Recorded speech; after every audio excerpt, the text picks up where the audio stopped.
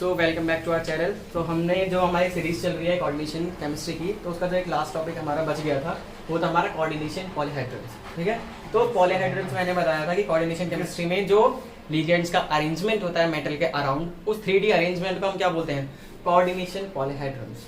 ठीक है, तो उसी के बारे में आज पूरा डिस्कस करेंगे कि पर्टिकुलर कोऑर्डिनेशन नंबर के लिए जो कोऑर्डिनेशन नंबर की वैल्यू कहाँ से कहाँ तक वेरी करती है, 1 to 12, और जो मेजरली अकर करते हैं वो 2, 4, 6 होते हैं, बाकी बचे रेयर होते हैं। ठीक है, देन उसकी हम हाइब्रिडाइजेशन देखेंगे कि sp है, sp2 है, sp3 है या d2sp3 है वगैरह वगैरह। ठीक है, देन ऑर्बिटल्स इन्वॉल्व कि उस हाइब्रिडाइजेशन में कौन कौन से ऑर्बिटल्स इन्वॉल्व होते हैं, उसका बॉन्ड एंगल कौन सा कितना होता है, ज्योमेट्री कौन सी होती है, लीनियर होती है, ट्रायंगुलर प्लेनर होती है, टेट्राहेड्रल, और उसके पर्टिकुलर एक या दो हम एग्जांपल्स क्या करेंगे देखेंगे, जिससे कि हम उसकी पूरी चीज को हम समझ सकें कि कोऑर्डिनेशन पॉलीहाइड्रल्स क्या होते हैं। अब देखो कोऑर्डिनेशन केमिस्ट्री में क्या है, तुम्हें मेजरली ये है डी ऑर्बिटल्स के लिए, मतलब जो मेटल्स के पास डी ऑर्बिटल्स होते हैं उन्हीं की केमिस्ट्री मेजरली कोऑर्डिनेशन केमिस्ट्री होती है।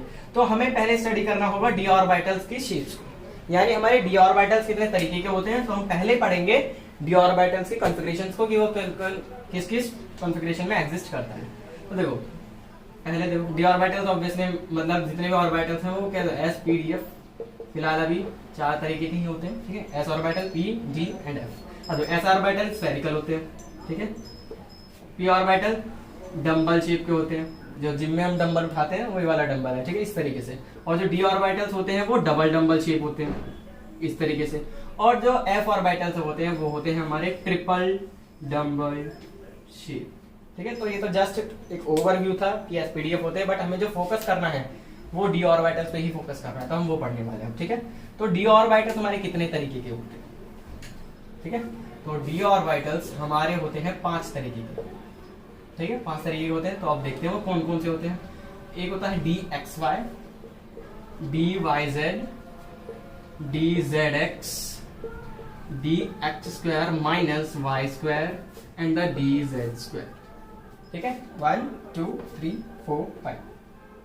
तो ये होगा। अब देखो इसमें जो X Y Y Z Z X X square minus Y square Z square, तो मैं 11th क्लास में भी पढ़ाई कि एक्चुअल में क्या होता है। तो एक बार हम यहाँ पर इनकी पिक्चर को ड्रॉ करेंगे क्या है एक्चुअली। सो फर्स्ट हमारा जो ऑर्बिटल है वो है डी एक्स वाई। ठीक है, तो D X Y Y Z Z X and X square minus Y square and G Z square. सो एक्स वाई का मतलब है जो हमारे डी ऑर्बिटल्स के लोब्स होते हैं, डबल डंबल शेप के होते हैं, तो वो कहाँ प्रेजेंट होते हैं, एक्स और वाई प्लेन में प्रेजेंट होते हैं। ठीक है, तो let's draw X Y plane. So देखो this is your Y axis, this is your X axis. तो देखो ये तुम्हारा ओरिजिन है, यहाँ पर लोब्स ऐसे, एक लोब ये बना दिया, एक डंबल बना चुके हो तुम, दूसरा डंबल क्या हुआ, ये हो जाएगा। ठीक है, तो एक डंबल तुम्हारा यहाँ बन गया, एक डंबल तुम्हारा दूसरे में बन गया। तो ध्यान से देखो जरा इसमें क्या किया, ये तो है एक्सिस, एक्सिस के बीच में बना है। ठीक है, ये जो लोब्स प्रेजेंट है वो एक्सिस के बीच में प्रेजेंट है, और जो तुम्हारा जेड एक्सिस होगा वो इस प्लेन के ऊपर से और नीचे से क्या करेगा, पास आउट करेगा। ठीक है, तो ये तो हमारे हो गए D X Y. X Y कहाँ होते हैं कि एक्स वाई प्लेन में प्रेजेंट होंगे, एक्स और वाई एक्सिस पे बिल्कुल भी प्रेजेंट नहीं होंगे। तो let me show you with an model. So देखो अब ये वाला मॉडल देखो।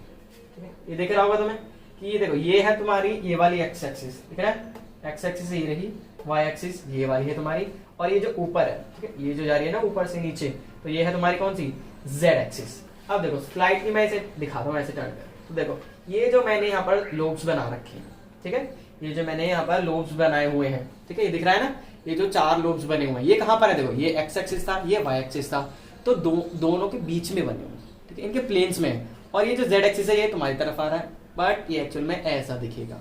ठीक है, कि एक्स एक्सिस ये रहा, वाई एक्सिस ये रहा और जेड एक्सिस ये रहा। अब देखो ये 2D शेप्स नहीं होती हैं, ये एक तरीके से ड्रॉप की तरह समझो कि ऐसे होते ना ड्रॉप, वैसे ये इस तरह है, चारों तरफ से क्या है, ये लोब्स, ऐसे एक लोब यहाँ पर, एक लोब यहाँ पर ड्रॉप की तरह, एक लोब यहाँ पर है और एक लोब यहाँ पर है ड्रॉप की तरह। ठीक है, तो ये हमारा होता है डी एक्स वाई। ठीक है, now move to D Y Z. अब देखो डी वाई जेड में भी सेम यही होगा कि जो लोब्स प्रेजेंट होंगे वो वाई और जेड एक्सिस में प्रेजेंट होने वाले हैं, तो उसको भी एक बार ड्रॉ करते हैं। ठीक है, अब देखो Y Z, simply this is your X axis, this is your Y axis and this is your Z axis. तो मैं अब क्या करूंगा, तो मैं देखो 3D में रिप्रेजेंट करने के लिए मैं तुम्हें यहाँ पर क्यूब का यूज करूंगा। ठीक है, अभी वो मैं बता दूं कैसे। सो अब देखो ये मैंने क्यूब का फेस बना लिया, ठीक है। अब यहाँ पर मैंने ये रहा तो देखो 2 लोब्स बना लिया मैंने। अभी 3D नहीं लग रहा है बिल्कुल भी। सिर्फ अगर मैं इसको ऐसे ही क्यूब बना दूँ, ठीक है, अगर मैं इसको एक क्यूब की शेप दे देता हूँ तो ध्यान से देखो, थोड़ा देखो क्यूब बना के थोड़ा सा, ठीक है। अब देखो ये क्यूब की शेप आ गई है, तो देखो this is your X axis, this is your Y axis, this is your Z axis, ठीक है। अगर मैं इसको आगे एक्स्ट्रापोलेट करता हूँ इन सबको, ठीक है, तो ये क्या बन जाएगा हमारे एक्स वाई और जेड एक्सिस। अब देखो समझ में आ रहा होगा कि ये जो लोब्स हैं तुम्हारे कहां पर हैं, किस प्लेन में प्रेजेंट है, वाई जेड प्लेन में प्रेजेंट है। तो ये हमारा जो है ये कौन सा है, डी वाई जेड, ठीक है। यानी लोब्स कहां प्रेजेंट होते हैं, वाई और जेड एक्सिस के बीच में प्रेजेंट होते हैं ऑब्वियसली, ठीक है। बीच में होते हैं वापस से, देखो एक्सिस पे बिल्कुल भी प्रेजेंट नहीं होते, बीच में प्रेजेंट होते हैं, ठीक है। ये तो हमारा हो गया D Y Z. Again model के जरिए अगर तुम समझना है तो फिर से देखो, ठीक है। अब देखो वही है, ये मॉडल वही है, ठीक है, कोई डिफरेंट मॉडल नहीं है। तो कैसे अप्रोच करना है इसके लिए, देखो ये हमारा इस बार क्या समझो, देखो ये एक्स है, वाई है और तुम्हारे एक जेड है। So this is your X axis, this is your Y axis, ठीक है। देखा एक्स ए है, वाई ए है, जेड ए, देखो वाई और जेड, तो इसके जरिए एक प्लेन बनेगा ऐसे, ठीक है। ये दिख रहा है ना, ये प्लास्टिक, देखो प्लास्टिक से मैंने बना रखा है, ये प्लेन है। तो ये कौन सा प्लेन है इस टाइम पे, वाई जेड। अब देखो this is your X, this is your Y and this is your Z. तो देखो अगर मैं इसको ऐसे टर्न करूंगा, ठीक है, अब देखो एक्स एक्सिस तुम्हारे सामने आ चुकी है, ठीक है। तो ये जो है ये है वाई जेड, तो वाई जेड में भी सेम क्या है, इसी तरीके से लोब्स 4 लोब्स हो गए, 1 2 3 4 लोब्स प्रेजेंट है। कहां पर प्रेजेंट है, एक्सिस के बिल्कुल बीच में, ठीक है। तो ये 3 डायमेंशनल अरेंजमेंट है कि ये तुम्हारा एक्स एक्सिस, ये वाई एक्सिस, ये जेड एक्सिस। तो ये साइड में है, देखो साइड में से तो मैं ड्रॉ नहीं कर पाऊंगा, इसलिए मैंने थोड़ा क्यूब का सहारा लिया था यहाँ पर, ठीक है। तो यहाँ पर तुम्हें दिख रहा होगा, अगर मैं इसको ऐसे टर्न करता हूँ देखो तो क्या है, तुम्हें साफ दिख जाता है, ठीक है। ये हमारा हो गया एक्स एक्सिस, ये वाई और ये जेड एक्सिस, ठीक है। So let's move on to another. अब क्या हमारा डी जेड एक्स, ठीक है। तो डी जेड एक्स में क्या होगा, सिंपल है, ये जो लोब्स प्रेजेंट होंगे हमारे जेड और एक्स प्लेन में प्रेजेंट होंगे, जेड एक्स प्लेन में प्रेजेंट होंगे। तो अब उसको भी ड्रॉ करते हैं, वही ये हमारा एक्स एक्सिस होता है, ये जेड और ये वाई, ठीक है। अब देखो इसके नेगेटिव साइड्स भी होते हैं, ठीक है, वाई डैश और यहाँ पर भी होगा एक्स डैश और यहाँ पर होगा जेड डैश। वो हम ड्रॉ नहीं कर रहे हैं, बस सिंप्लिसिटी के लिए, ताकि हमें समझ में आ जाए इजीली, ठीक है। सो अब देखो इसमें किस तरीके से करेंगे, अगेन मैं क्यूब का ही फेस बनाऊंगा, ठीक है। क्यूब का मैंने फेस बना दिया, ये रहा। देन इसमें मैं ड्रॉ करने वाला हूं ऐसे, ठीक है। अब देखो ये अभी नहीं लग रहा है 3D में, बट तुम देखो तो this is your X axis, this is your Y axis. और अगर मैं यहां से देखो ऐसे करके एक ऐसे ड्रॉ, ठीक है, तो एक्स वाई जेड, तो ये हमारा हो जाएगा कौन सा, एक्स हो गया, वाई हो चुका है, तो ये जेड था, ठीक है, एक्स जेड, तो ये हमारा है वाई, ठीक है। क्यूब की फॉर्म में बनाए तो ये इस तरीके से हो जाएगा, ठीक है, ऐसे। रुको ठीक है, इस तरीके से क्या बन जाएगा, क्यूब की फॉर्म में बन जाएगा, ठीक है। तो यानी हमें क्या फोकस करना है कि जेड और एक्सिस एक्स के प्लेन में ही प्रेजेंट होना चाहिए, ठीक है। इसको भी मॉडल के जरिए ही समझना है फिर से, ठीक है, तो इजी हो जाएगा हमारे लिए, ठीक है। अब देखो हमारा जो प्लेन था कैसे था, एक्स यहाँ पर था, मैंने वाई यहाँ लिया था, जेड यहाँ पर लिया था, हमारा था जेड एक्स, ठीक है। तो हमारा जेड एक्स प्लेन में प्रेजेंट है, ठीक है। अब देखो हमें फिर से वही लेना होगा वैसे, ठीक है। अब देखो इसमें अगर मैं इधर लूं, ठीक है, ये मेरा है, ये मैंने वाई एक्सिस को आगे करा इस बार, ठीक है। ये वाई एक्सिस तुम्हारा आगे है, ठीक है, ये देखो ये वाई एक्सिस है, ये एक्स एक्सिस है और ये जेड एक्सिस है, ठीक है। ऐसे होता है ना एक्स वाई और जेड, तो वाई ये रहा, एक्स ये रहा, जेड ये रहा। तो देखो ये जो लोब्स प्रेजेंट है 4, ये कहां पर प्रेजेंट है, एक्स और जेड प्लेन में, ठीक है। एक्स एक्सिस और जेड एक्सिस इसके प्लेन में प्रेजेंट है, ये वाई तुम्हारे सामने प्रोजेक्ट कर रहा है। तो वो इसी तरीके से तीनों की जो शेप हो जाती है डबल शेप होती है, ठीक है। अब जो हमारे थोड़े अलग हैं, ठीक है, वो हमारे नेक्स्ट है D X square minus five square the D Z square, ठीक है। सो अब देखो इसमें इन तीनों में क्या होता है, जो लोब्स प्रेजेंट होते हैं within the plane, within the plane, एक प्लेन में होते हैं पर्टिकुलर, ठीक है।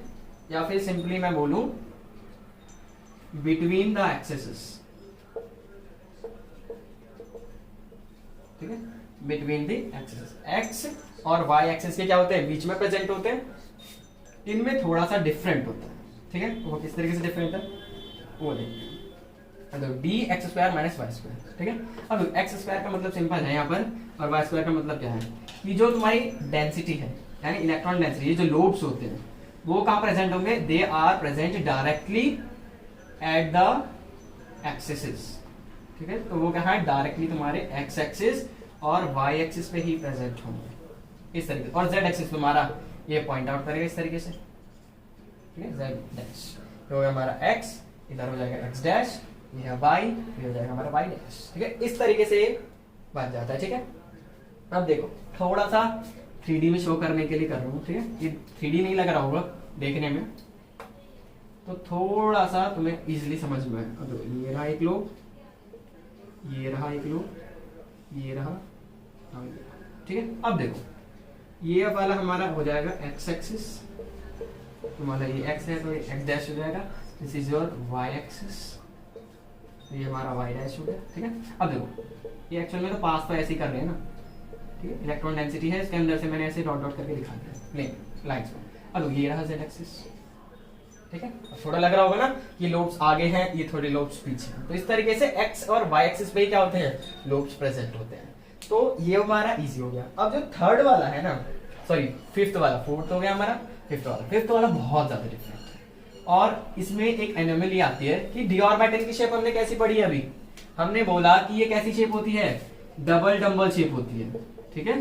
डबल डम्बल शेप क्या होते हैं, बट मैं बता दूं कि ये डबल डम्बल शेप बिल्कुल भी नहीं होता है डी जेड स्क्वायर।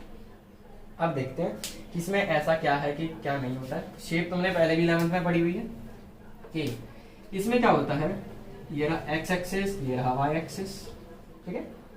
एक होता है जेड एक्सिस, तो जेड एक्सिस पे ऐसे करके होता है, एक लोब प्रेजेंट होता है, तो दूसरा लोब इसमें होता ही नहीं है। लोब की जगह एक होती है इलेक्ट्रॉन डिस्क कह सकते हो, ठीक है। एक डिस्क की तरह क्या होता है, 3D डिस्क, ठीक है, ऐसे सिलेंड्रिकल, ठीक है। तो देखो यहाँ पर क्या होता है, यहाँ पर इलेक्ट्रॉन डेंसिटी प्रेजेंट होती है, ठीक है। यानी चारों तरफ ये कौन से प्लेन में पड़ती है, ये पड़ती है एक्स वाई प्लेन में, ठीक है। देखिए एक्स और वाई प्लेन में क्या है, एक इलेक्ट्रॉन डेंसिटी है, और एक कहां पर है, अलोंग दी जेड एक्सिस हो गई, एक तो मेरी along the Z axis electron density, और कहां पर है, एक्स और वाई प्लेन में, ठीक है। अब देखो इसकी एनोमली का क्या बिहेवियर होता है कि इसकी शेप अलग क्यों है। अब देखो इसको समझने के लिए कि इसकी शेप अलग क्यों होती है, तो एक अजम्पशन लिया जा सकता है कि ये एक्चुअली सिंगल क्या चीज, सिंगल ऑर्बिटल नहीं है, यानी जो हमारा डी जेड स्क्वायर है एक ऑर्बिटल नहीं है, बट इट इज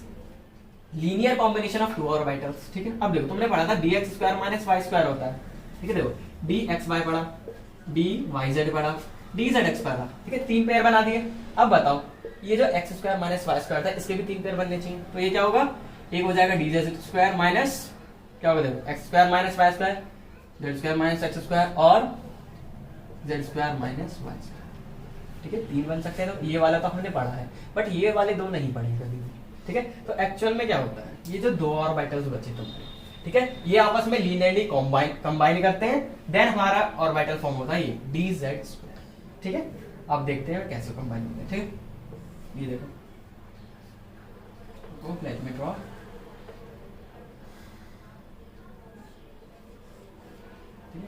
ये रहा, और ये हमारा है जेड एक्सिस, ये रहा हमारा जेड एक्सिस, जेड डैश, ठीक है।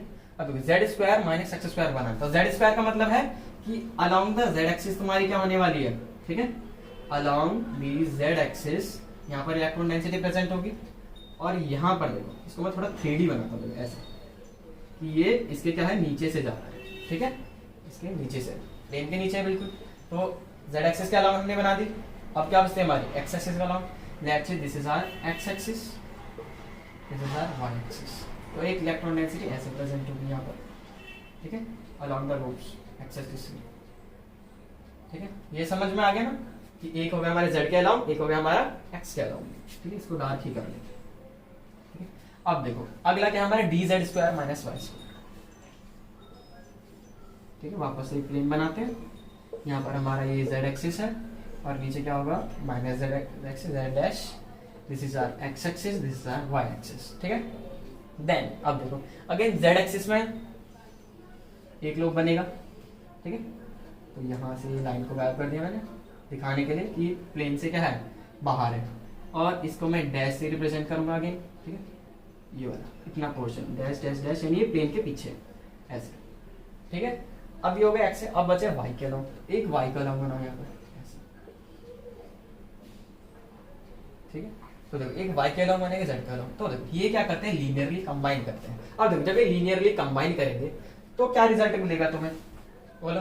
देखो जेड जेड, तो इलेक्ट्रॉन डेंसिटी जेड पे है, तो यहाँ पर भी क्या हो जाएगी, जो कंबाइन होकर आएगा वो कुछ ऐसा आएगा। जेड एक्सिस में आ गया एक चीज, ठीक है, ये हमारा है जेड एक्सिस, तो इसमें दोनों की इलेक्ट्रॉन डेंसिटी आएगा कंबाइन हो गई। देन हमारा एक एक्स एक्सिस पे है, एक है वाई एक्सिस पे, तो यहाँ पर कंबाइन होकर कैसा आएगा, एक एक्स एक्सिस के अलॉन्ग आएगा, ठीक है, और एक हमारा क्या आएगा, वाई एक्सिस के अलॉन्ग आने वाला है, ठीक है। सो अब देखो कुछ ऐसी फिगर बनेगी, ठीक है, दिख रही है। तो this is X axis, this is Y axis, इस तरीके से पास आउट कर रही है यहाँ से, और ये हमारी जी एक्सिस है, ठीक है। अब देखो अब ये जो हमने पढ़ा था कि डबल डबल शेप होती है, यहाँ पर तुमने देखा कि ये ऐसे ऑर्बिटल्स नहीं होते, यहाँ पर रिंग होती है। तो ध्यान से देखो मैंने क्या बोला था कि जो ऑर्बिटल्स है, ये जो डी ऑर्बिटल की शेप है ऐसे, ये जो डिस्क होती है यहाँ पर इलेक्ट्रॉन डेंसिटी की, ये किस प्लेन में होती है, एक्स और वाई प्लेन में ही प्रेजेंट होती है, ठीक है, एक्स और वाई प्लेन में प्रेजेंट होती है, ठीक है। अब देखो उस फिगर में भी क्या हो रहा है, ये जो इलेक्ट्रॉन्स हैं वो कहाँ प्रेजेंट है, एक्स और वाई प्लेन में प्रेजेंट है, तो ये they give rise to a ring, की इलेक्ट्रॉन डेंसिटी की रिंग है। तो मैं इसको ऐसे कर सकता हूँ कि ये जो है एक्चुअल में इलेक्ट्रॉन डेंसिटी की रिंग है, ठीक है। अब मैं क्या करता हूँ, इसको थोड़ा सा शेड कर देता हूँ ताकि तुम्हें क्या पता चल जाए कि ये क्या करा, इन्होंने रिंग फॉर्म कर दी, ठीक है। समझ में आया कि ये जो दो ऑर्बिटल्स थे एक्स वाले और वाई वाले, इन्होंने मिलकर क्या करा, रिंग बनाई है, और ये जेड एक्सिस वाले यहाँ पर हो गए, ठीक है। तो अब फाइनल फिगर बनाते हैं कि जो हमारी ऑक्टेन होती है, तो हमारी कौन सी ऑक्टेन होगी, वो जो हमने पढ़ी ऐसे कि जेड एक्सिस का लॉन्ग ये है, यहाँ पर एक डिस्क होती है इलेक्ट्रॉन्स की, जो किसमें होती है, एक्स और वाई प्लेन में प्रेजेंट होती है, ठीक है, और ये हमारा जी एक्सिस, जेड एक्सिस, ठीक है। और एक चीज तुम्हें नोट करने वाली है यहाँ पर कि जितनी इलेक्ट्रॉन डेंसिटी इसमें होती है और जितनी इलेक्ट्रॉन डेंसिटी इसमें होती है, वो दोनों ही डिफरेंट होती है। इसमें 2/3 इलेक्ट्रॉन डेंसिटी होती है, यानी मान लो टोटल इलेक्ट्रॉन डेंसिटी जितनी भी है उसका 2/3 मोस्टली किसमें प्रेजेंट होता है, जेड एक्सिस के अलॉन्ग होता है, और जो बचा 1/3 पार्ट होता है वो कहाँ प्रेजेंट होता है, इस रिंग में प्रेजेंट होता है। अब देखो ये रीजन तुम्हें इजीली पता चल सकता है कि 2/3 इसमें क्यों हुआ और 1/3 इसमें क्यों हुआ, क्योंकि देखो हमने माना कि दो लीनियर कॉम्बिनेशन का रिजल्ट होता है। तो देखो जेड एक्सिस, तो यहाँ पर दोनों की इलेक्ट्रॉन डेंसिटी कंबाइन करके तो ऑब्वियसली मैक्सिमम आने वाला है, और यहाँ पर इसकी और इसकी कंबाइन करेंगे तो मिनिमम क्वांटिटी आएगी, यानी दो एक ही जगह कंबाइन कर रहे हैं, तो यहाँ पर मैक्सिमम और यहाँ पर मिनिमम। तो ये थे हमारे 5 ऑर्बिटल्स जो कि हमारी स्टडी के लिए किसकी, कोऑर्डिनेशन पॉलीहेड्रन में हमें ज्योमेट्री पढ़नी पड़ेगी, इवन पूरी कोऑर्डिनेशन केमिस्ट्री में ये यूज होने वाले हैं। तो ये थे हमारे 5 के 5 डी ऑर्बिटल्स की शेप, उनकी कॉन्फ़िगरेशंस। अब हम मूव करेंगे, मेजर टॉपिक हमारा क्या है जो हमें पढ़ना है, कोऑर्डिनेशन पॉलीहेड्रन्स। सो अब हम स्टार्ट करेंगे विद कोऑर्डिनेशन पॉलीहेड्रन्स, ठीक है। तो देखो मैंने बताया था कि जो कोऑर्डिनेशन नंबर होता है 1 to 12 वेरी करता है, याद रखना है कि 1 to 12 ही वेरी करता है। एंड जो रेयर मतलब जो मोस्टली अकर करते हैं 2, 4, 6 ये जनरली अकर करते हैं, ठीक है, ये नॉर्मल हो सकते हैं, ठीक है, नॉर्मली फॉर्म होते हैं इसके, ठीक है। जितने भी इसके अलावा जितने भी बचते हैं वो रेयर के अंदर ही आते हैं, ठीक है। उसमें से भी कुछ हैं 5 भी थोड़ा सा जनरली प्रेजेंट होता है, बट जनरली 2, 4, 6 के बाद अगर आता है तो 5 आएगा, फिर या फिर आएगा तो 7 आएगा। अदरवाइज उसके अलावा जितने भी हैं वो सारे रेयर केस में ही आते हैं, ठीक है, ये चीज याद रखें। तो हम जो स्टडी करेंगे वो 2, 3, ठीक है, 2, 3, 4, 5 एंड 6 इनको ही स्टडी करने वाले हैं, ठीक है। तो फर्स्ट हमारा लेंगे कोऑर्डिनेशन नंबर जिसका 2 होता है, ठीक है। तो जिसका कोऑर्डिनेशन नंबर 2 होता है उसके हाइब्रिडाइजेशन होती है sp हाइब्रिडाइज्ड। ऑर्बिटल्स कौन से इन्वॉल्व होते हैं, s, px, bond angle 180 degree, geometry linear का मतलब क्या होता है, एक स्ट्रेट लाइन, ठीक है। और एग्जांपल अब ये दे, ठीक है। तो एग्जांपल के जरिए हम इस सब चीजों को समझेंगे, ठीक है।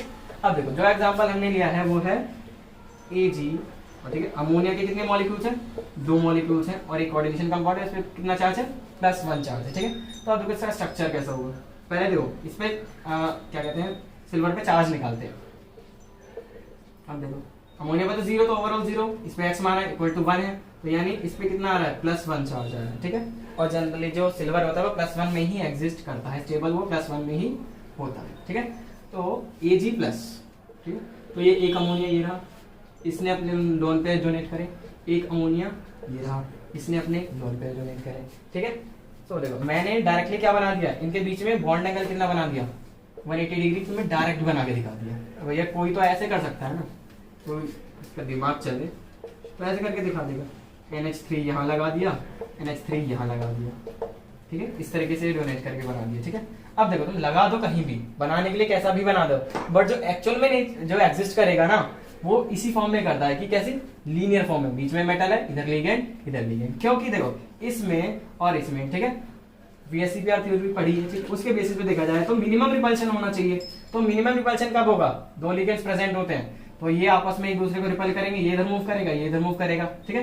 तो कैसी शेप एक्वायर कर लेंगे, एक लीनियर शेप एक्वायर कर लेंगे, ठीक है, इधर से भी NH3 इधर से भी NH3। अब देखो ये कंडीशन है 180 डिग्री लीनियर वाली, तो अब ये थोड़ा सा भी उधर जाएंगे या थोड़ा सा भी नीचे की तरफ आएंगे तो इनमें रिपल्शन होगा, यानी ये स्ट्रेट लाइन में ही रहने वाले हैं। तो समझ में आ गया, बॉन्ड एंगल कितना है 180 डिग्री, शेप कौन सी आ रही है इनकी लीनियर यानी स्ट्रेट लाइन में है, ठीक है, जिनका क्या होता है 180 डिग्री। फॉर एग्जांपल मैं कार्बन मोनोऑक्साइड की सॉरी कार्बन डाइऑक्साइड की बात करूं, इसमें भी 180 डिग्री एंगल ही होता है, सेम रिजेंबल है, बीच में कार्बन की जगह सिल्वर है, अमोनिया की जगह ऑक्सीजन के एटम्स, ठीक है। तो ये तो हमारा लीनियर एग्जांपल से समझ में आ गया। तो sp हाइब्रिडाइजेशन, sp इनका भी बहुत ज्यादा रोल होता है कि ऑर्बिटल्स कौन से इन्वॉल्व है, ठीक है। तो फर्स्ट जो होता है हमारा होता है s और px, ठीक है, s ऑर्बिटल तो स्फेरिकल होते हैं, सिंपल है, और जो p ऑर्बिटल होते हैं अलोंग द x एक्सिस है, ठीक है, सिंपल है। इसके केस में कुछ नहीं होगा, जो बीच में मेटल है हमारा सिल्वर प्रेजेंट है, एक इधर बनेगा, ये देखो ये रहा s ऑर्बिटल, यहाँ पर फिल करें इलेक्ट्रॉन्स, और ये जो p का होगा, ठीक है, p के भी क्या हो जाएंगे यहाँ पर फिल हो जाएंगे, एक इधर से सिंपली क्या हो जाएगा हमारे यहाँ पर sp हाइब्रिडाइजेशन हो जाएगी, ठीक है। अब देखो ये रहा, तो दिख रहा होगा इस तरीके से स्ट्रक्चर, ठीक है। अब देखो ये जो बीच में है, बीच में हमारा मेटल प्रेजेंट है सिल्वर, इधर ये जो टू एंड्स दिख रहे हैं ये अमोनिया, इनके बीच में कितना एंगल है 180 डिग्री, ठीक है। तो यही पूरा रिजेंबल कर रहा है, देखो बीच में हो गया हमारा सिल्वर आयन Ag+, अमोनिया, दोनों अमोनिया दोनों तरफ प्रेजेंट है, ठीक है, और इनमें एंगल कितना है 180 डिग्री, ठीक है। तो ये हो गया हमारा किसका एग्जांपल, लीनियर का एग्जांपल। अब हम नेक्स्ट मूव करेंगे किस पे, कोऑर्डिनेशन नंबर 3, ठीक है। अब देखो कोऑर्डिनेशन नंबर 3 में क्या होता है, हाइब्रिडाइजेशन क्या होती है sp2, इसमें s इन्वॉल्व होता है, px इन्वॉल्व होता है, py इन्वॉल्व होता है, बॉन्ड एंगल 180 सॉरी ऊपर वाले का एग्जांपल है, ठीक है, इसमें कितना होता है 120, ज्योमेट्री होती है इसमें ट्रायंगुलर प्लेनर, और एग्जांपल हमारा HgI3 है, ठीक है। वापस से ये सब जो पढ़ेंगे एग्जांपल लेके ही हमें इजीली समझ में आएगा, क्योंकि रटने से कोई फायदा नहीं है, जब तक हम एग्जांपल नहीं लेंगे हमें समझ नहीं आने वाला, ठीक है। वही है HgI3 नेगेटिव। अब क्या करना है, इसमें ऑक्सीडेशन स्टेट निकालो इसकी, x आयोडीन पे -1 into 3 equal to overall charge -1, x - 3 equal to -1, तो x इक्वल टू आ गई हमारी +2, यानी ये Hg2+ की तरह आयन प्रेजेंट है, ठीक है, ये हमने निकाले के Hg2 की तरह प्रेजेंट है। सो अब इसमें क्या होता है Hg2 पॉजिटिव, 2 पॉजिटिव नहीं लिख रहा हूँ मैं, ठीक है, वो देखने में ऑड लग रहा है, स्ट्रक्चर समझ नहीं आएगा वरना। तो एक आयोडाइड आयन यहाँ पर है, एक आयोडाइड आयन यहाँ पर है, और एक आयोडाइड आयन यहाँ पर है, ठीक है। इस तरीके से देखो, तो ये कितना है 120 डिग्री एंगल, ये कितना है 120 डिग्री एंगल, ये कितना है 120 डिग्री एंगल। तो इस तरीके से समझ आए ट्रायंगल प्लेन, क्योंकि देखो इसमें क्या होगा, इस कॉन्फ़िगरेशन में इन तीनों में क्या होगा, मिनिमम रिपल्शन होगा। तो ऑब्वियसली जहां पर मिनिमम रिपल्शन होगा मिनिमम एनर्जी यानी स्टेबिलिटी ज्यादा, ठीक है। तो ये हो गया हमारा एग्जांपल्स के बेस पे। तो ट्रायंगुलर प्लेनर, अब ये ट्रायंगल है, ठीक है, ट्रायंगुलर है तो क्या होगा, ट्रायंगल तो बन ही जाएगा ना। देखो अगर मैं इनके वर्टिसेस को मिला दूं, ठीक है, तो हम शेप कैसे एक्वायर करेंगे, ऐसे ये देखो सी ये रहा, ठीक है। तो इसमें मैं ट्रायंगल्स को मिला दूं तो ट्रायंगल बन गया, और एक प्लेन में पड़ते हैं, देखो किस तरीके से, ये देखो, ये देख रहा है तुम्हें, ये है तुम्हारा ट्रायंगुलर प्लेन है। इस तरीके से देखो बीच में क्या होगा, तुम्हारा मरकरी है Hg, ठीक है, और यहाँ पर तुम्हारा I, तो तीनों जो ये जो तीनों एंड दिख रहे हैं तुम्हारे यहाँ पर क्या होंगे, आयोडीन प्रेजेंट होंगे, ठीक है। ये दिख रहा है, यहाँ पर मरकरी है, यहाँ पर तीनों में आयोडीन प्रेजेंट है, तो देखो तीनों क्या है, ट्रायंगुलर शेप ही तो बना रहे हैं, देखो वन इस तरीके से 3 साइड्स है, एंड इट इज प्लेनर। अब देखो कोई दिख रहा है इसमें कोई जेड एक्सिस तो होगा ऑब्वियसली, बट यहाँ पर तो कुछ पार्ट नहीं आ रहा ना मॉलिक्यूल का, ओनली एक ही प्लेन में, ये है ना, एक ही प्लेन में। तो ये हमारा हो जाता है हमारा ट्रायंगुलर प्लेनर स्ट्रक्चर, ठीक है। तो अब ये तो हमारे 2 स्ट्रक्चर कंप्लीट हो गए। इसके बाद हमारा नेक्स्ट है कोऑर्डिनेशन नंबर 4। तो अब हम स्टार्ट करेंगे विद द कोऑर्डिनेशन नंबर 4। तो पहला जो है हमारा हाइब्रिडाइजेशन है sp3, ठीक है। देखो sp3 तो इसका जो स्ट्रक्चर होता है, मतलब जो ज्योमेट्री होती है, शेप होती है, वो होती है हमारी टेट्राहेड्रल, ठीक है। टेट्राहेड्रल, अब देखो ये तो तुमने पहले से पढ़ा हुआ है, ऑर्गेनिक में भी पढ़ते हो कि sp3 में क्या होते हैं, s का 1 p के 3 होते हैं, तो वही चीज है s1 p के 3, और p के 3 ऑर्बिटल्स कौन कौन से होते हैं, px py एंड pz, ठीक है। यही 3 क्या होते हैं, 3 ऑर्बिटल्स क्या होते हैं, इन्वॉल्व होते हैं, ठीक है। और बॉन्ड एंगल अगेन सेम वही है, ऑर्गेनिक केमिस्ट्री में जितना होता है, कितना 109 डिग्री एंड 28 मिनट्स। अब देखो ये जो होता है ना मिनट्स, और इसके बाद सेकंड्स भी होता है, ठीक है। वो एक्चुअल में ब्रिटिश सिस्टम होता है, ठीक है। एंगल को मेजर करने के लिए ब्रिटिश सिस्टम में क्या करते हैं कि जो एक पूरा सर्कल है, ठीक है, उसको क्या करते हैं, टोटल 360 पार्ट्स में डिवाइड कर देते हैं, टोटल इक्वल 360 पार्ट में बाय सेंटर से, ठीक है। तो इक्वल 360 पार्ट्स में क्या होता है, पूरा डिवाइड कर देते हैं। तो जो एक पार्ट होता है वो तो हमारा होता है 1 डिग्री, ठीक है ना। अब ये जो 1 डिग्री है, ठीक है, अब ये जो 1 डिग्री है, ये जो हमारा 1 डिग्री निकल के आएगा, ठीक है, इसको क्या करेंगे, ये अगेन क्या करते हैं, इस बार 60 पार्ट्स में डिवाइड कर देते हैं, ठीक है। तो इसका ये जो एक पार्ट आया, ठीक है, ये एक पार्ट को हम बोलते हैं 1 मिनट, ठीक है।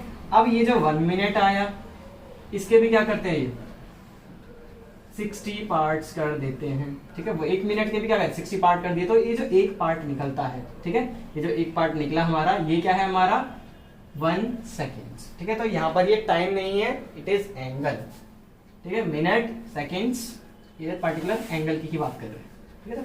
और कहीं किसी किसी बुक्स में ये इस तरीके से लिखा होता है 109.5 डिग्रीज, तो ये अप्रोक्सीमेट क्या होता है। तो अब देखो ये जो 28 मिनट्स है, इसको हम अप्रोक्सीमेट क्या मान सकते हैं, 30 मिनट्स, ठीक है। अभी हमने देखा कि 60 मिनट्स में 1 डिग्री होता है, ठीक है।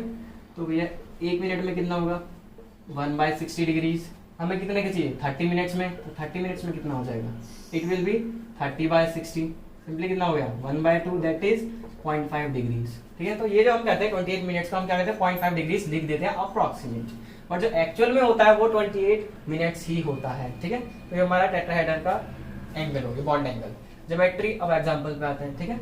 अब देखो ये जो तुम्हें दिख रहा है ना s px py pz, इसके बेसिस पे अब देखो ये s ऑर्बिटल है, ठीक है, ये बीच में हमने जो ब्लैक डॉट से बना रखा है इट इज न्यूक्लियस। अब देखो इसमें भी क्या होता है, x axis y axis z axis तो होते ही है, ये तो हर एक में ही होते हैं, ठीक है। ये अब देखो ये x ले लिया, ये y है और ये z है, तो जो px होगा वो कहाँ प्रेजेंट होगा, यहाँ पर, दिख रहा है ना, ये हमारा हो गया px, जो कहाँ पर प्रेजेंट होगा, x एक्सिस पर प्रेजेंट होगा, ऐसे ही py होगा, ठीक है, py हो गया हमारा, ठीक है। वो कहाँ प्रेजेंट होगा, हमारा y एक्सिस पर प्रेजेंट होगा। इसी तरीके से हमारा pz हो जाएगा, जो हमारा कहाँ प्रेजेंट होगा, z एक्सिस पर प्रेजेंट होगा, ठीक है। ये हमारा ऑर्बिटल स्ट्रक्चर हो गया एक तरीके से, समझ में आ गया। ये तो मैंने इस तरीके से बना दिया कि एक पर्टिकुलर एटम में किस तरीके से वो अरेंज रहते हैं, ठीक है। ये जो s ऑर्बिटल है 3D शेप है, स्फीयर की तरह, ठीक है, चारों तरफ से घिरा हुआ है ऐसे, ठीक है। इसके अंदर क्या होता है, p ऑर्बिटल्स भी इंक्लूड हो जाते हैं। अब देखो जब जब इसमें क्या होता है, जब भी हमारा ये एक ऑर्बिटल है दूसरे ऑर्बिटल के साथ ओवरलैप करता है, मान लो लेट से s ऑर्बिटल के साथ ये p है, ये s है, ऑर्बिटल के साथ क्या करता है, ओवरलैप करता है, तो इलेक्ट्रॉन डेंसिटी जो होती है वो मैक्सिमम इन दोनों के, देखो एक ये न्यूक्लियस है एक ये न्यूक्लियस है, इन दोनों के न्यूक्लियस के बीच में आ जाती है, तो वो इलेक्ट्रॉन डेंसिटी रिड्यूस होके ऐसे फॉर्म हो जाती है, इस तरीके से देखो, यानी s की भी इधर शिफ्ट हो गई, यहाँ पर मैक्सिमम हो गई दोनों न्यूक्लियस के बीच में, और जो लेफ्ट साइड हो गया इसका p ऑर्बिटल वो डिक्रीज होगी, ठीक है। सो यहाँ पर भी वही होगा, ठीक है।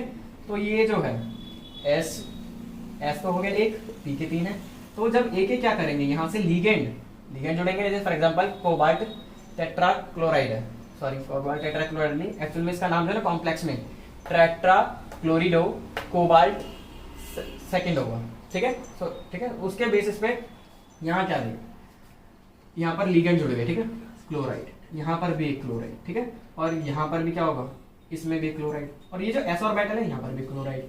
तो होगा क्या, ये जो सारे हैं, ये जो इलेक्ट्रॉन डेंसिटी है एक ऑर्बिटल में इस तरफ से क्या हो जाएगी, कम हो जाएगी, एक तरफ बढ़ जाएगी, ठीक है। अब इस वाले में भी क्या होगा, एक तरफ से कम हो जाएगी, ठीक है, तो इधर से कम, ठीक है।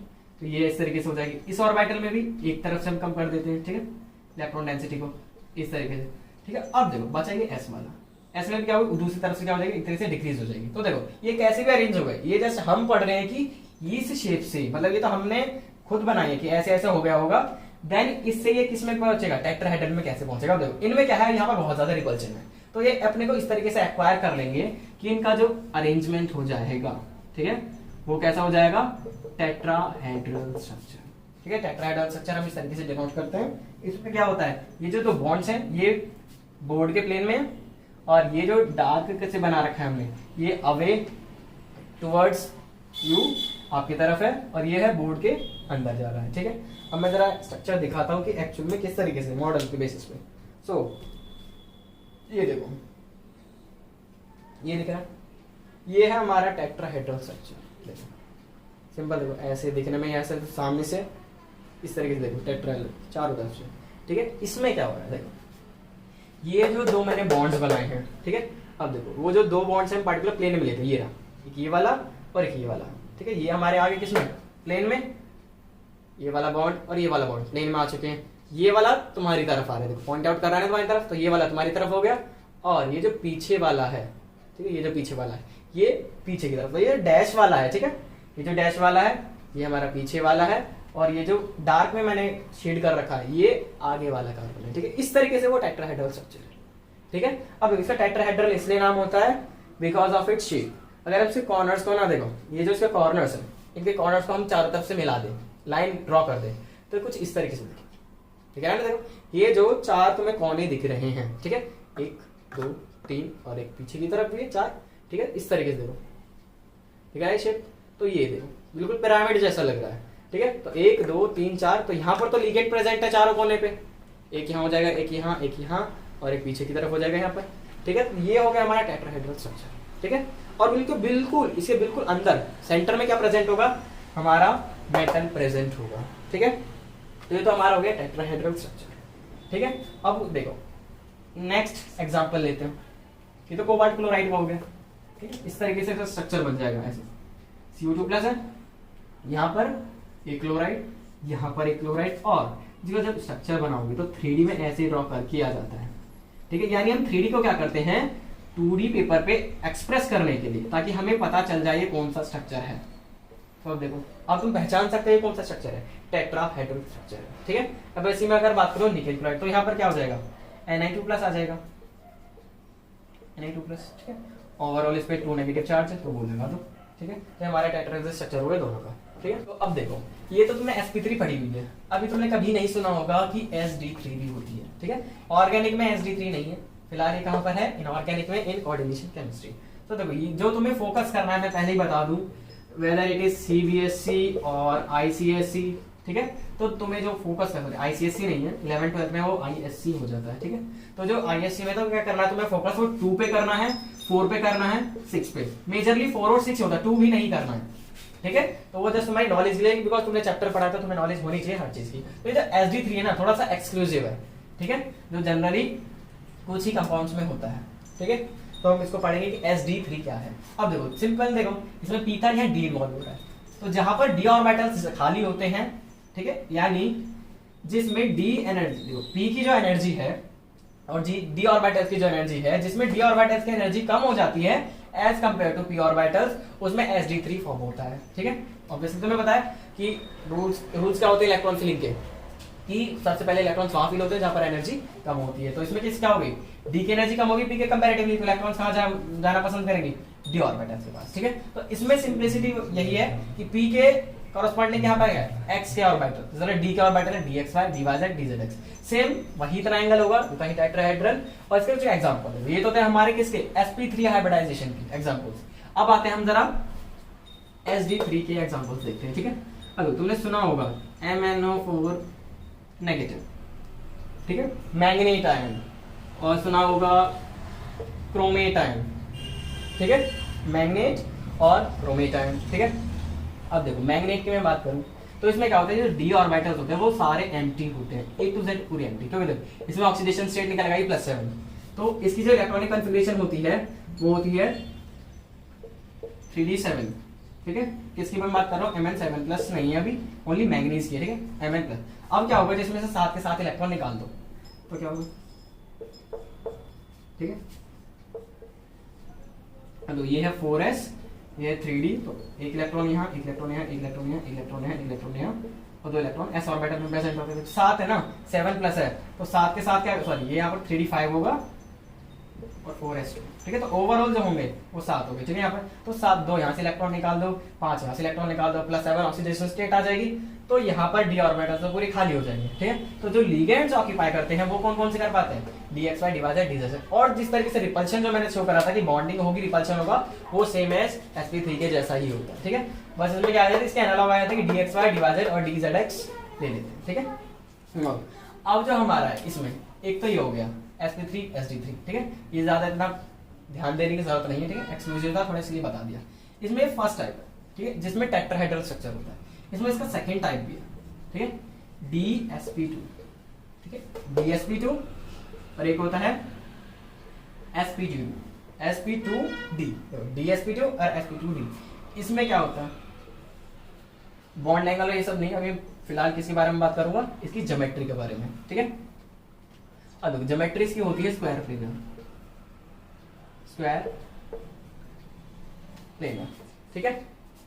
सो अब देखो, अभी तक हमने पढ़ा कि कोऑर्डिनेशन नंबर 4 पे हमारे हाइब्रिडाइजेशन sp3 हो सकती है, sd3 हो सकती है, ठीक है। और जो सेकंड टाइप है हमारा, ठीक है, वो फर्स्ट टाइप हम पढ़ चुके हैं। सेकंड टाइप हमारा dsp2 और इट कैन बी sp2d, ठीक है। अब ये dsp2 sp2d क्या है वो हम समझेंगे, ठीक है। वैसे तो देखो सेम ही लग रहा होगा कि d ऑर्बिटल इसमें भी, d ऑर्बिटल इसमें भी है, s इसमें भी, s में, p इसमें भी, p इसमें भी है, ठीक है। बट आगे पीछे लिखा हुआ है, इसका मीनिंग क्या है वो हम जस्ट अभी समझेंगे, ठीक है। अब देखो इसकी जो शेप होती है वो कैसे होती है, स्क्वायर प्लेनर, ठीक है। स्क्वायर प्लेनर का मतलब है एक स्क्वायर होगा, ठीक है। अब देखो ये जरूर थोड़ा टिल्ट करके बना रहा हूँ, एक्चुअली तो स्क्वायर की चारों साइड्स बराबर ही होती है, ठीक है, इस तरीके से। तो बीच में मेटल होता है, चारों तरफ क्या होंगे, ऐसे इस तरीके से लिगेंड प्रेजेंट होंगे, ठीक है। कॉर्नर्स पे, स्क्वायर के कॉर्नर्स पे तो स्क्वायर प्लेनर, और स्क्वायर क्या होता है, प्लेनर ही होता है शेप। देन अब हम फिर देखते हैं एग्जांपल इसका, क्या एक एग्जांपल यहाँ दे रखा है, एक एग्जांपल यहाँ पर है। तो जो पहला एग्जांपल है वो dsp2 हाइब्रिडाइजेशन का है, और जो नेक्स्ट एग्जांपल है वो sp2d का है, ठीक है। अब देखो इसमें ऑर्बिटल्स कौन कौन से होता है, s px py और dx² माइनस 5। नाउ शेप के बारे में जैसे नॉलेज है कि x एक्सिस होती है, y एक्सिस होते हैं, और जो हमारे ऑर्बिटल्स होते हैं वगैरह वगैरह वो सब। अब देखो स्क्वायर प्लेनर कहाँ हो गया, एक लिगेंड यहाँ प्रेजेंट होगा, x एक्सिस, एक यहाँ होगा, एक यहाँ होगा, एक यहाँ होगा, यानी ये जो z एक्सिस है इस पे कोई भी लिगेंड नहीं होगा, ठीक है। तो एक जो लिगेंड है वो तो s ऑर्बिटल के साथ क्या करता है, s ऑर्बिटल में लिगेंड डोनेट करता है, एक करता है px में, तो एक करता है px में, दूसरा करता है py में, ठीक है। ऑब्वियसली अलोंग द एक्सिस है इसलिए मैंने यहाँ पर डोनेट कर रहा हूँ।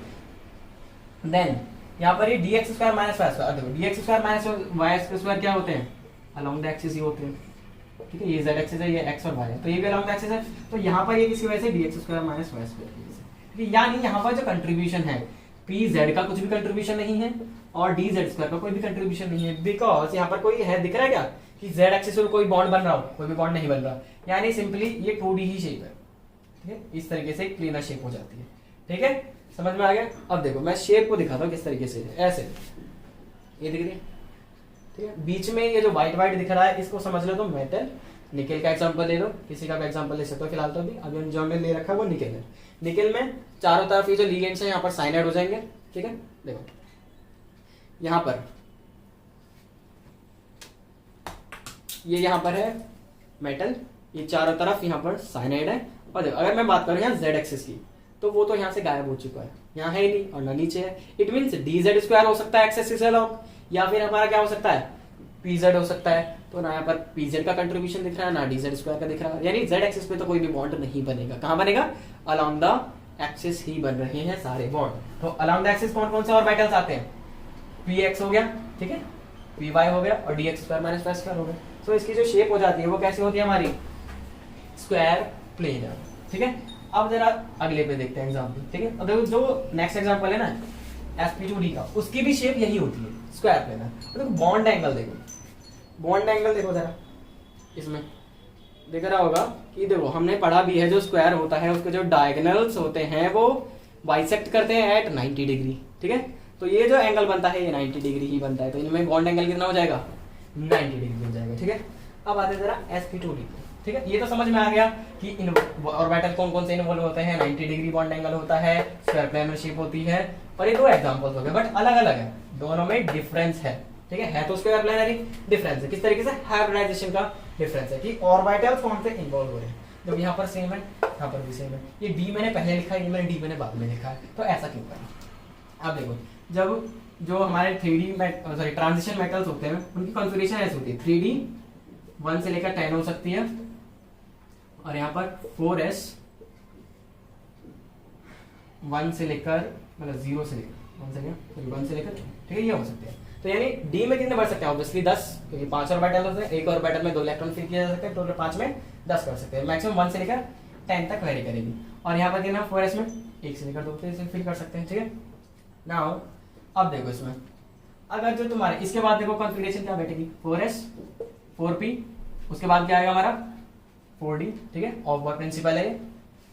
Now 4p then 4d। अब ये एक d ऑर्बिटल ये रहा, एक d ऑर्बिटल ये, ठीक है d ऑर्बिटल्स, यहाँ पर भी d ऑर्बिटल्स है। तो जब वो 3d वाले यूज करता है फॉर बॉन्डिंग तो हमारा होता है dsp2, यानी low energy d orbitals use कर रहा है तो उसके हाइब्रिडाइजेशन है dsp2। If it is using high energy d orbitals then it is sp2d, ठीक है। ये बहुत रेयर होता है, जनरली ज्यादा में नहीं होता है, dsp2 होता है वैसे तो। कॉपर के केस में ये ना CuNH3 का होल 4 उसकी मतलब चार्ज कितना है 2 नेगेटिव, तो उस केस में जो हाइब्रिडाइजेशन होता है sp2d हो जाती है, ठीक है। एक्चुअली मैंने sp2d के ऊपर पूरी एक आइसोमेरिज्म जब हम डिस्कस करेंगे ना VBT, ठीक है वैलेंस बॉन्ड थ्योरी, उसके अंदर ना वो इसके हाइब्रिडाइजेशन को एक्सप्लेन नहीं कर पाती है, उसमें इसका पूरा डिटेल्ड वर्जन होगा, ठीक है। तो बस अभी यही पढ़ेंगे कि हमारी sp2d भी होती है। d का मतलब क्या है, जब अंदर वाले इनर ऑर्बिटल्स यूज होंगे मींस लोअर एनर्जी के, और sp2d का मतलब आउटर ऑर्बिटल्स हायर एनर्जी के, ठीक है। इनको बोलते हैं हम इनर ऑर्बिटल कॉम्प्लेक्स। मतलब देखो जो इनर ऑर्बिटल्स को यूज कर रहे हैं d के वो इनर ऑर्बिटल कॉम्प्लेक्स, जो आउटर वाले यूज कर रहे हैं वो आउटर ऑर्बिटल d, ठीक है। नाउ अब ये तो हमारा हो गया हमारा 4 वाला कंप्लीट, अब बस हमारा 5 और 6 वो हम करेंगे। तो अब हम पढ़ेंगे कोऑर्डिनेशन और 5 के कौन से कोऑर्डिनेशन वाले एलिमेंट्स, ठीक है। तो इसमें हाइब्रिडाइजेशन dsp3 होती है हमेशा, ठीक है dsp3। और देखो ये ना 2 फॉर्म में एग्जिस्ट करता है, जैसे कोऑर्डिनेशन नंबर 4 वाला किसी 2 फॉर्म में एग्जिस्ट करता था, कौन सा स्क्वायर प्लेनर और टेट्राहेड्रल, वैसे ही 2 फॉर्म में एग्जिस्ट करता है, एक है triangular pyramidal and another one is square pyramidal. अब देखो हाइब्रिडाइजेशन इसमें सेम ही रहता है, कोई डिफरेंस नहीं है। जो स्टार लगाया है मैंने जस्ट शो करने के लिए कि एक ही 2 तरीके से ये 2 फॉर्म में एग्जिस्ट करता है, इसमें मैंने लगाया, ठीक है। ऑर्बिटल्स कौन से इन्वॉल्व होते हैं, इसमें अलग ऑर्बिटल्स इन्वॉल्व होंगे। देखो जिसमें इसमें क्या होता है कि अगर ऑर्बिटल तुम्हारे डिफरेंट है तो शेप भी डिफरेंट है। तो यहाँ पर देखो ये शेप डिफरेंट है, ये शेप डिफरेंट है, तो इसमें जो ऑर्बिटल का इन्वॉल्वमेंट होगा वो भी डिफरेंट हो सकता है, ठीक है। तो होगा तो इसमें dz स्क्वायर है, इसमें dx square minus y square. Starting के 4 तो सेम है, स्टार्टिंग के 4 सेम है, बट ये जो लास्ट वाला है इन दोनों में क्या है वो डिफरेंट है, ठीक है। अब ऑन द बेसिस ऑफ हम एग्जांपल ही लेंगे, ठीक है। पहला एग्जांपल हमारा क्या है, पेंटा कार्बोनाइल आयरन। तो अब देखो इसका स्ट्रक्चर कैसा है, इन्होंने क्या बोला ट्रायंगुलर ट्राइपिरामिडल। तो ट्रायंगुलर का मतलब क्या होता है, जो हमने पढ़ा था कि एक ट्रायंगल शेप में होगा, ठीक है, बीच में मेटल होगा इस तरीके से, ठीक है, यहाँ लीगेंड, यानी सिंपली अगर मैं बात करूँ तो वही बात है, यहाँ पर 120 डिग्री एंगल होगा, यहाँ लीगेंड होगा, यहाँ लीगेंड, ठीक है। यहाँ पर अब ये अब इसमें क्या करो, इसमें मेटल, अब यहाँ पर ऊपर z एक्सिस पे भी लीगेंड आ सकता है, डिफरेंस, ठीक है। और यहाँ पर क्या होता है, z एक्सिस पे भी लीगेंड जुड़ जाते हैं। अब देखो जो हमारा ट्रायंगुलर प्लेनर वाला था, ठीक है, ये स्ट्रक्चर था, ठीक है, ये जो स्ट्रक्चर था हमारा इसमें ये वही है। तो ट्रायंगुलर तो है, लिखा हुआ ना ट्रायंगुलर। अभी मैं यहाँ पर क्या करता हूँ, ऊपर एक लीगेंड जोड़ दूँ और एक नीचे लीगेंड जोड़ दूँ, तो ये हमारी स्ट्रक्चर कौन सा बन जाएगा, ट्रायंगुलर पिरामिडल, ठीक है। तो वो शेप कैसे दिखेगी, देखो अगर मैं उसमें ऊपर नीचे लीगेंड लगा दूँ तो उस शेप ऐसे दिखेगी, ठीक है, ठीक है। ये देखो ये ट्रायंगुलर है और यहाँ पर ये 2 लीगेंड्स मैंने ऊपर नीचे लगा दिए, तो ये हमारा क्या हो गया ट्रायगोनल पिरामिड, ठीक है। ये तो हमारे सिंगल ट्रायगोनल वैसे जेड एक्सिस पे इंक्लूड हो गए। So on the basis of structure हम ये इन्वॉल्वमेंट देखेंगे कि डी ऑर्बिटल्स कैसे इन्वॉल्व होते हैं। देखो S P X P Y Z, अब जेड स्क्वायर जहाँ आता है इसका मतलब क्या है, हमारा जेड एक्सिस का इन्वॉल्वमेंट होगा जरूर, यानी जेड एक्सिस पे भी बॉन्ड बनने वाले हैं। तो देखो एक पी जेड इन्वॉल्व हो रहा है हमारा, तो एक बॉन्ड यहाँ बन जाएगा। एक डी जेड स्क्वायर हो रहा है, एक और जेड है एक्सिस है, तो यानी यहाँ पर बन जाएगा। तो दो बॉन्ड हमारे ऊपर नीचे बन गए, और जो तीन बॉन्ड बचे S P X P Y, ये हमने पढ़ा था ट्रायगोनल प्लेनर में। तो ये देखो ट्रायगोनल प्लेनर वाले यहाँ पर आप, तो ये हमारी शेप कौन सी हो जाती है, ट्रायगोनल पिरामिडल। देखो ये तो इंटरनल स्ट्रक्चर हो गया। अगर तुम इसको बाहर से देखोगे, ठीक है, मतलब 3D शेप, तो ये तो 3D नहीं दिख रही होगी, ठीक है, सॉलिड शेप नहीं दिख रही होगी। अगर मैं इसको ऐसे कर दूँ, देखो दिख रहा है, देखो ये चीज़ है, ये चीज़ आ गया है, कैसे, इधर से देखो ट्रायंगल शेप दिख रही है, ये दिस वन, ये ट्रायंगल शेप दिख रही है, और एक लिगेंड है, और एक उसके पीछे भी लिगेंड है। तो देखो अब देखो डायमंड शेप दिख रहा होगा, बिल्कुल ऐसे दिख रहा है। ये देखो ये जो टिप है, अब देखो ज़रा ना, अब देखो दिख रहा है तुम्हें, ये वाले दो लिगेंड्स ये मैच कर रहे हैं, बिल्कुल एग्जैक्टली मैच कर रहे हैं, ऊपर नीचे लेफ्ट राइट और एक पीछे की तरफ, ठीक है। तो ये हमारी कौन सी हो जाती है शेप, ट्रायंगुलर पिरामिड है, ठीक है। तो ट्रायंगल बन रहा है, एक पिरामिड ऊपर बन रहा है, एक पिरामिड नीचे बन रहा है, तो ट्रायंगुलर पिरामिड है, ठीक है ना। तो ये तो हमारी एक शेप हुई ट्रायंगुलर पिरामिड। उसके बेसिस में हमने देख दिया कि जेड स्क्वायर है, तो मतलब जेड एक्सिस पे भी बॉन्ड बनेगा, और दो जेड वाले कंपोनेंट हैं, ठीक है, डी ऑर्बिटल्स दो हैं, तो यानी एक जेड एक्सिस ऊपर वाले एक नीचे बनेगा, और एक पीछे की बात डी जेड हमारे हमने देखा था कि इस तरीके से ट्रायंगुलर पिरामिड में बनते हैं। अब बॉन्ड एंगल की बात 90 एंड 120, ठीक है। 90 और 120 किस तरीके से, ट्रायंगुलर प्लेनर में भी एक था, इन दो एंगल्स के बीच में कितना एंगल है, 120 डिग्री, इन दो के बीच में 120 डिग्री। तो ये जो इक्वेटोरियल, अब देखो इसमें होते हैं इक्वेटोरियल बॉन्ड्स और एक्सियल बॉन्ड्स। इक्वेटोरियल का मतलब है ये जो प्लेन है, तो ये जो एक प्लेन में आ रहे हैं सारे, ये हमारे इक्वेटोरियल, ये जो तीन है ना 1 2 3, ये हमारे इक्वेटोरियल बॉन्ड्स। और ये जो जेड एक्सिस पे आ रहे हैं, ये हम इनको बोलते हैं एक्सियल बॉन्ड्स, ठीक है। तो इक्वेटोरियल बॉन्ड्स में कितना एंगल होता है हमारा, 120 डिग्री। और ये जो हमारा एक इक्वेटोरियल है, सॉरी ये वाला इक्वेटोरियल और ये वाला एक्सियल, इनके बीच में देखो 90 डिग्री दिख रहा है ना, 90 डिग्री। तो इस तरीके से हमारे बॉन्ड एंगल कितना हो गया, 90 and 120 in the case of triangular bipyramid, ठीक है। देन हम मूव करते हैं नेक्स्ट। तो हमारा नेक्स्ट है हमारा DsP3 हाइब्रिडाइजेशन है। बस इन्वॉल्वमेंट ऑफ डी ऑर्बिटल थोड़ा सा चेंज हो गया। यहाँ पर देखो यहाँ dz स्क्वायर था, यहाँ क्या चेंज हो गया, dx square minus y square change हो गया। सो अब इसमें क्या होगा, अब ये देखो ये वाली जो, अगर मैं बात करूँ dx स्क्वायर माइनस, तो हमने स्क्वायर प्लेनर पढ़ा था चारों तरफ होते हैं। तो इन्वॉल्वमेंट कौन सी थी, s थी, px py dx square y square, ठीक है। तो देखो तो यानी इन चारों को देखा जाए तो एक्चुअली किसकी तरह दिख रहे हैं, स्क्वायर प्लेनर की तरह। एक z का इन्वॉल्वमेंट आ गया, तो यानी एक बॉन्ड z एक्सिस में जरूर है, तो यानी एक लिगेंड यहाँ, एक लिगेंड यहाँ, एक लिगेंड यहाँ, एक लिगेंड यहाँ, एक लिगेंड यहाँ, और यहाँ पर, ठीक है। इस तरीके से स्क्वायर प्लेनर में ही, ठीक है, मैंने क्या करा है, स्क्वायर प्लेनर में एक बॉन्ड को ऐड कर दिया। देखो ये रहा हमारा स्क्वायर प्लेनर स्ट्रक्चर, मैं z एक्सिस पे एक बॉन्ड और लगा दूँ, तो ये हमारा कौन सा बन जाएगा, ये बनने वाला है हमारा कौन सा, स्क्वायर पिरामिड। अब स्क्वायर पिरामिड का मतलब देखो नीचे का बेस स्क्वायर है, एक चीज ऐड कर दो, ये कैसा बनेगा, पिरामिड बनेगा। पिरामिड नहीं लग रहा होगा, अब देखो ठीक है, नीचे का बेस देखो, यहाँ पर एक लिगेंड होगा, यहाँ एक लिगेंड, यहाँ एक लिगेंड, यहाँ एक लिगेंड, बीच में मेटल होगा, and then now it is looking like a pyramid, ठीक है। समझ में आया, देखो इस तरीके से है ना स्ट्रक्चर, दिख रहा है, चार यहाँ पर हैं बॉन्ड्स और एक बॉन्ड यहाँ पर बना हुआ है जो तुम्हारी तरफ आ रहा है, बिल्कुल इस तरीके से समझ में आ गया।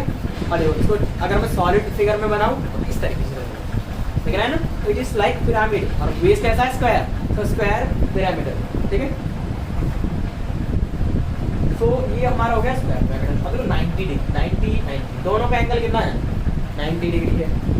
तो खुद देखो क्या हो रहा है, ये तो स्क्वायर कौन सा स्क्वायर प्लेनर जैसा ही है, डायगोनल्स कितने में बाइसेक्ट करते हैं, 90 डिग्री पे, तो ये तो ऑब्वियसली कितना होने वाला है, 90 डिग्री होने वाला है। अब देखो ये है एक्सियल बॉन्ड्स, ये है इक्वेटोरियल, सॉरी उल्टा बोल दिया, ये है इक्वेटोरियल, ये है एक्सियल बॉन्ड, यानी जेड एक्सिस पे जो होते हैं वो एक्सियल होते हैं। सो ये देखो इसमें और इसमें तो 90 डिग्री हमने देख लिया था, 90 डिग्री होता है सारे एंगल में, इसमें और इसमें देखो ये कितना 90 डिग्री, दिख रहा है?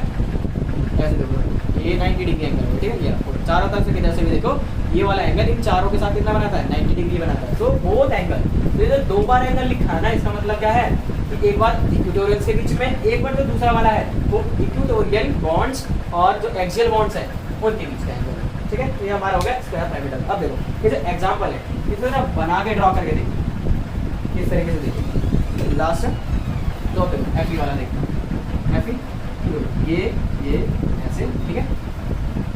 देखो यहाँ पर कार्बन मोनोऑक्साइड, यहाँ पर कार्बन मोनोऑक्साइड, यहाँ पर कार्बन मोनोऑक्साइड। देखो CO लिखा है मैंने, ऐसे नहीं लिखा, ऑक्सीजन की तरफ से बॉन्डेड नहीं है, ये कार्बन की तरफ से बॉन्डेड है, तो तुम्हें ऐसे लिखना होगा, ठीक है। एक ऊपर होगा एक नीचे होगा, कार्बन मोनोऑक्साइड यहाँ पर कार्बन मोनोऑक्साइड, ठीक है। देखो ऐसे 2D लग रहा है, ये रिप्रेजेंटेशन क्या लग रही है? 2D लग रही है। अभी इसी रिप्रेजेंटेशन को हमें 3D बनाना पड़ेगा। तो अब मैं क्या करूँगा, ये इसको हम क्या बोलते हैं? वेज एंड डैश फॉर्मूला, ठीक है। अभी मैंने बताया था कि ये क्या है, ये प्लेन में है तीनों, ठीक है। ये प्लेन में आ गए, ये बोर्ड के अंदर जा रहा है और ये क्या रहा है? बोर्ड से बाहर है, ऐसे करके बाहर जा रहा है, ठीक है, बोर्ड से। तो ये हमारा हो गया 3D रिप्रेजेंटेशन किसकी? Triangle pyramidal. तो हमने कौन सा कॉम्प्लेक्स बना दिया? ये वाला पेंटाकार्बोनाइट आयन, ठीक है। अब जो हम ड्रॉ करेंगे, किसका ड्रॉ करने वाले हैं? नेक्स्ट एग्जांपल BsP3 कौन सा? Square pyramidal. बीच में निकल होगा, देखो यहाँ पर तो जो होता है ऐसे होगा, बीच में तुम्हारा निकल हो जाएगा। यहाँ साइनाइड, देखो कार्बन से ही जुड़ा हुआ है उसमें, ठीक है। यहाँ साइनाइड, यहाँ पर भी साइनाइड, इस तरीके से 4 बॉन्ड बनते हैं। और एक बॉन्ड यहाँ से आ जाएगा, तो यहाँ पर क्या होगा? यहाँ पर भी साइनाइड ही जुड़ा हुआ है। नीचे वाला क्या होगा? खाली होगा, खाली हो जाएगा। तो ये अगेन इतना थोड़ी नहीं, मतलब 3D नहीं दिख रहा है, इसमें भी चेंजेस करो ताकि थोड़ा 3D में दिखे। तो मैं इसलिए बना रहा हूँ, ड्रॉ कर रहा हूँ, क्योंकि कहीं पर भी कैसे भी लिखा हो सकता है, प्रिंटेड कैसे भी हो सकता है। तो जो हमसे अवे है उसको मैं डैश करके बनाऊंगा। ये साइनाइड ये पीछे वाले हैं, ठीक है। ये जो मैंने साइनाइड्स बनाए हैं ये पीछे वाले हैं, और जो आगे वाले हैं वो ऐसे बनाने वाला हूँ। साइनाइड आगे है, ये भी साइनाइड क्या है हमारा, ये भी साइनाइड हमारा आगे, ठीक है। इस तरीके से हो गया, नहीं रहा। ये 2 साइनाइड आगे आगे, तो ये 2 ये रहे हैं साइनाइड, और ये 2 साइनाइड जो पीछे वाले हैं तो हमने पीछे बना दिया। और ये रहा हमारा एक साइनाइड ऊपर की तरफ, ठीक है। ये नेक्स्ट वाला हमारा साइड है। इस तरीके से ये भी स्क्वायर ही तो बन रहा है, तो स्क्वायर पिरामिडल शेप हो सकती है, ठीक है। अब देखो एक चीज़ लास्ट टॉपिक, मतलब लास्ट बात जो दोनों में ज़रूरी है कि ट्रायंगुलर पिरामिडल और स्क्वायर पिरामिडल से कौन ज़्यादा स्टेबल होता है। सो ऑब्वियसली देखो इसमें, देखो खुद देखो on the basis of repulsion, इसमें देखो यहाँ पर ये 1 4 के साथ रिपल्शन शो कर रहा है और यहाँ पर 1 3 के साथ रिपल्शन शो कर रहा है। तो यानी कहाँ पर रिपल्शन कम हो रहा है? इस वाले में, ट्रायंगुलर पिरामिडल में ज़्यादा रिपल्शन नहीं है as compare to square pyramidal. So more stable कौन होता है? ट्रायंगुलर पिरामिडल, और जो स्क्वायर पिरामिडल है वो ज़्यादा स्टेबल। सो अब हम पढ़ेंगे कोऑर्डिनेशन नंबर 6 के कोऑर्डिनेशन पॉलीहाइड्रोजन, ठीक है। तो इसकी जो हाइब्रिडाइजेशन होती है D2sp3 होती है, ठीक है। देखिए 2 ऑर्बिटल्स इन्वॉल्व होते हैं, S का 1 और P के 3। और देखो एक और लिखी है मैंने sp3d2, ठीक है। अभी हमने एक और पढ़ी थी dsp2 स्क्वायर प्लेनर होती है, और sp2d वो भी स्क्वायर प्लेनर ही होती है। दोनों कैसी होती हैं? स्क्वायर प्लेनर, ठीक है। उसमें जो हमने पढ़ा था कि जब D मैं पहले लिखता हूँ और D बाद में लिखता हूँ, इसका मतलब क्या है? ये इनर का मतलब है अंदर वाली शेल का d ऑर्बिटल यूज होता है, जनरली 3D होता है, ठीक है, in case of 3D transition metals, ठीक है। तो ये क्या हो गया यहाँ पर? इनर d ऑर्बिटल यूज हुआ है। अगर मेरा आउटर ऑर्बिटल यूज होता है, ठीक है, हायर एनर्जी वाला आउटर d ऑर्बिटल अगर हमारा क्या होता है? यूज होता है। इनर ऑर्बिटल यूज होता है dsp2, आउटर यूज होगा तो sp2d, ठीक है। तो सेम हमें यहीं पर अप्लाई करना है, ठीक है। जो लिखा है ना D2sp3 sp3d2, अगर तुम्हारा क्या होता है? अंदर वाला d ऑर्बिटल्स यूज होते हैं तो इनको बोलते हैं हम इनर ऑर्बिटल ऑक्टाहेड्रल कॉम्प्लेक्सेस। देखो अगर कहीं भी अंदर वाला d ऑर्बिटल यूज हो रहा है और कहीं पर बाहर वाला हो रहा है, तो अंदर वाले को बोलते हैं इनर ऑर्बिटल कॉम्प्लेक्सेस, सिंपली कोई भी कॉम्प्लेक्स हो। और इस sp3d2 के लिए आउटर ऑर्बिटल कॉम्प्लेक्सेस। बट इनकी जो शेप होती है वो एक्चुअल में कौन सी होती है? ऑक्टाहेड्रल। तो इसमें हम वर्ड्स यूज करते हैं इनर ऑर्बिटल ऑक्टाहेड्रल कॉम्प्लेक्सेस और आउटर ऑर्बिटल ऑक्टाहेड्रल कॉम्प्लेक्सेस, ठीक है। D2sp3 is inner, sp3d2 is outer, ठीक है। तो इसकी शेप कैसी होती है? देखो सिंपल वही है जो तुमने स्क्वायर प्लेनर पढ़ा था, ठीक है। स्क्वायर प्लेनर में बीच में मेटल होता है, इधर चारों तरफ क्या होते हैं, लिगेंड्स होते हैं, ठीक है। अब वही जेड एक्सिस खाली होता है, इसमें भी वही करना है, एक दोनों पॉजिटिव डायरेक्शन में और negative direction of Z axis में एक एक लिगेंड को लगा देना है, तो ये हमारा क्या बन जाएगा, ऑक्टाहेड्रल शेप बन जाएगी, ठीक है। ये तो हो गया हमारी 2D में। 3D में अगर मैं बनाऊं, ठीक है, तो वही है कि अगर मैं डैश डैश करके बनाता हूँ, इसका मतलब क्या है, these ligands are away from us. और अगर मैं डार्क से बनाता हूँ, ठीक है, इसको फिल कर देता हूँ अच्छे से, तो इसका मतलब क्या है, ये हमारी तरफ पॉइंट आउट कर रहे हैं, ठीक है। तो यहाँ पर भी लिगेंड्स लग गए, और ये जेड एक्सिस पे तो ऑब्वियसली इन दोनों के परपेंडिकुलर होंगे, कितना, एक लिगेंड यहाँ, एक लिगेंड यहाँ। तो this is our octahedral shape, ठीक है। अब बॉन्ड निकल गए 90 और ऑर्बिटल्स कौन से इन्वॉल्व हो रहे हैं, S, P X, P Y, P Z. अब देखो तुम यहाँ से खुद आइडिया लगा लो, पी एक्स क्या है, along the axis, P Y क्या है, अलोंग द एक्सिस। तो देखो एक यहाँ पर अलोंग द एक्सिस, एक यहाँ पर along the axis. P Z क्या है हमारा, पी जेड हमारा जेड एक्सिस के लिए बोल रहे हैं, ठीक है। तो एक यहाँ पर जेड का कंपोनेंट और डी जेड स्क्वायर एक जेड का कंपोनेंट, यानी दो बॉन्ड हमारे कहाँ बनने वाले हैं, जेड एक्सिस पे बनेंगे, और जो बाकी है ये D X square Y, these are also along the axis यहाँ पर, और एक एस की वजह से बन जाएगा तुम्हारे यहाँ पर, ठीक है। तो देखो चार बॉन्ड तो किसकी वजह से बन गए, S, P X, P Y, D X square minus D Y square, ठीक है।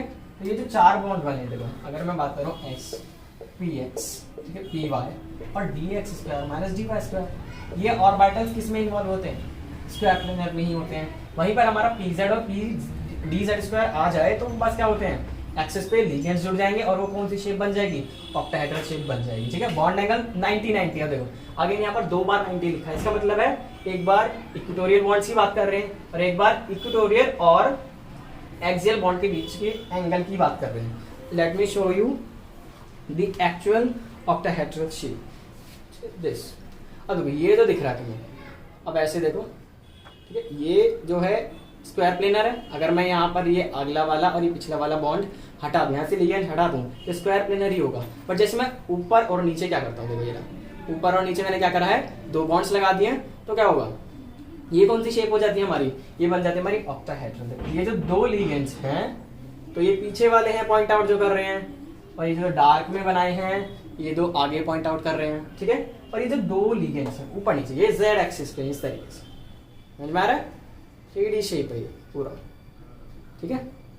सो अब इसके तो ये तो तुम्हारा स्ट्रक्चर हो गया, स्केलेटन स्ट्रक्चर। सॉलिड शेप में कैसे दिखेंगे, कुछ ऐसे।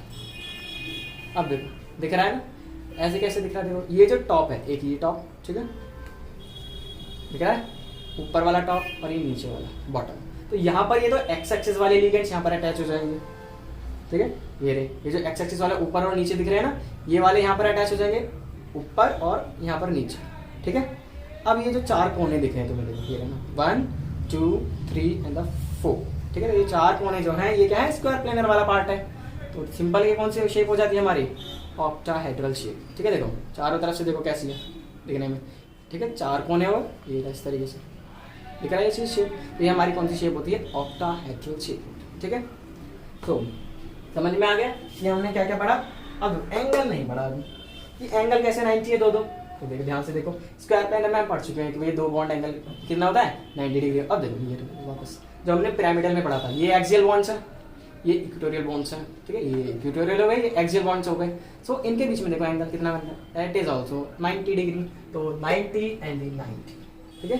तो इन्वॉल्वमेंट हमारा क्या हो गया, हमने देख लिया कि D2 sp3 इनर ऑर्बिटल्स होते हैं, sp3 D2 आउटर ऑर्बिटल्स होते हैं। बॉन्ड एंगल दोनों में 90-90 होता है, और ऑर्बिटल्स इन्वॉल्व कौन से होते हैं, s, px, py, pz, और d के कौन से, dx square minus y square dz square, यानी अलोंग द एक्सिस वाले ही इन्वॉल्व होते हैं, ठीक है। अब देखो एग्जांपल का जरा शेप बना के देख लेते हैं हम, जो हमने एग्जांपल ले रखे हैं इनर ऑर्बिटल कॉम्प्लेक्स के और आउटर ऑर्बिटल कॉम्प्लेक्सेस के, ठीक है।